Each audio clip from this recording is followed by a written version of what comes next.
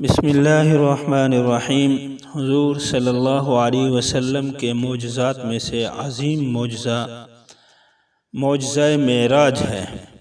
اس سے حضور صلی اللہ علیہ وسلم کی عزت، عظمت، شان و وقار میں بھی اضافہ ہوا، اور یہ عظیم و شان معجزہ بھی حضور کو عطا ہوا۔ اسی میں حضور صلی اللہ علیہ وسلم کو بہت سارے مقامات طے کرائے گئے، انعامات عطا فرمائے گئے، حتیٰ کہ دیدار خداوندی بھی عطا ہوا۔ اس معراج کے دو حصے ہیں۔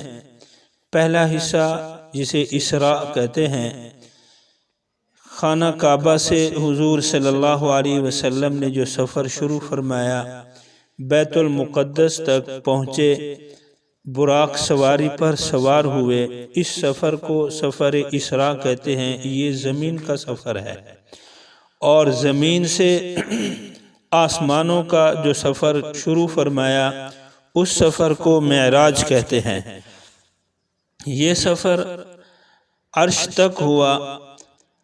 حضور صلی اللہ علیہ وسلم کے یہ دو سفر، پہلے حصے کو اسراء اور دوسرے کو معراج، اور بعض اوقات دونوں کو معراج بھی کہہ دیا جاتا ہے۔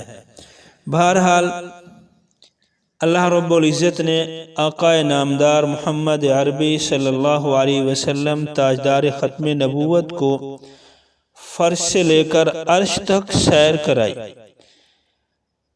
عارفین حضرات کا قول ہے کہ عرش تک سیر کرانے میں ختم نبوت کی طرف اشارہ ہے، کیونکہ تمام کائنات عرش پر ختم ہوتی ہے۔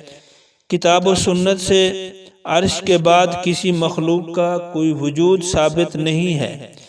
اسی طرح نبوت و رسالت کے تمام کمالات بھی آپ صلی اللہ علیہ وسلم پر ختم ہیں، تو اللہ رب العزت نے حضور صلی اللہ علیہ وسلم کو عرش تک سیر کرائی، جس سے آگے کوئی مکان نہیں۔ حضور صلی اللہ علیہ وسلم کو اللہ نے اسی طرح ختم نبوت عطا فرمائی، جس کے آگے کوئی مقام نہیں، جس کے آگے کوئی کمال نہیں۔